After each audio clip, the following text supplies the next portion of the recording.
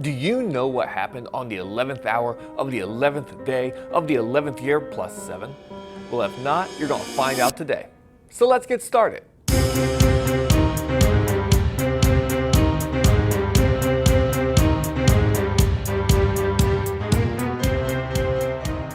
How's it going, everybody? Welcome to Virtual History 360. I'm Mr. Wade, and today we are talking about Veterans Day. We celebrate Veterans Day every year, but do you actually know where the holiday came from? Most people know that Veterans Day is a day to honor Americans who have fought and sacrificed their lives for our country. But there is more to the story than you may have realized. And that's what we're going to be discussing today.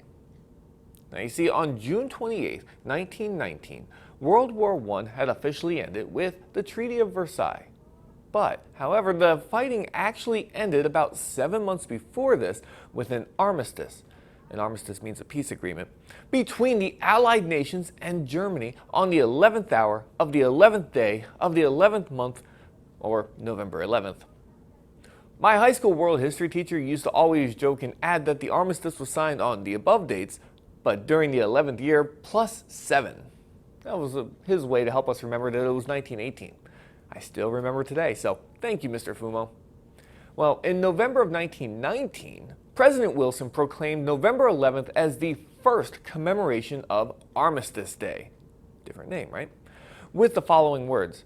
He said, "To us in America, the reflections of Armistice Day will be filled with solemn pride in the heroism of those who died in the country's service and with gratitude for the victory, both because of the thing from which it has freed us and because of the opportunity it has given America to show her sympathy with peace and justice in the councils of the nations." This was intended to dedicate a day to remind nations to seek peaceful relationships between one another, in hopes that we will never again be divided. Unfortunately, as we know today, this was not the case. So let's fast forward. By 1954, our country survived two more major wars, World War II and the Korean War.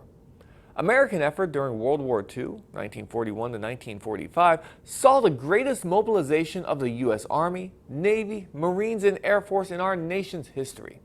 I'm talking about more than 16 million people. And then some 5.7 million more served in the Korean War starting in 1950. At the urging of service organizations, the 83rd Congress decided to reinstate Armistice Day as Veterans Day to honor veterans of all wars. President Eisenhower signed the legislation on June 1, 1954. Now, in 1968, the Uniform Holiday Bill was signed and was intended to ensure 3-day weekends for federal employees by celebrating 4 national holidays on Mondays. And those were Washington's birthday, Memorial Day, Veterans Day, and Columbus Day. You see, it was thought that these extended weekends would encourage travel, recreational and cultural activities, and stimulate the economy. Well, many states did not agree with this decision and continued to celebrate the holidays on their original dates.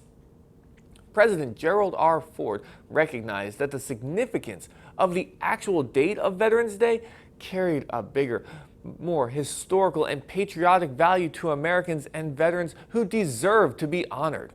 So, in 1978, he signed a new law returning Veterans Day home to November 11th. Now, if November 11th falls on a Saturday or Sunday, the holiday is celebrated the previous Friday or Monday, respectively. This way, Veterans Day will be able to credit the intentions of the Uniforms Holiday Bill with the 3-day weekend, right? While also serving to those who have a deep association with the holiday. By holding true to the date, Americans are able to focus on the importance of Veterans Day, which is to honor and celebrate veterans for their patriotism, their passion for our country, and their selflessness in serving for the common good. But now I have to ask, what about you? How are you celebrating this day off? Do you know any veterans that you can thank? Are there any veterans in your family? If there are, if you know any, tell me in the comments below. While you're there, go ahead and hit that like button for me so YouTube knows to share this video with everybody. And don't forget to subscribe if you haven't already. I mean, if that button's red, let's turn it gray. And be sure to check out these other videos like you see to the side over here. I have other history videos, US history, world history. I even have civics videos, government videos. I also have videos that I shoot in 360 that you can look all the way around. So check them out because I know you're going to like them, all right? For Virtual History 360, I'm Mr. Wade. I'll see you next time.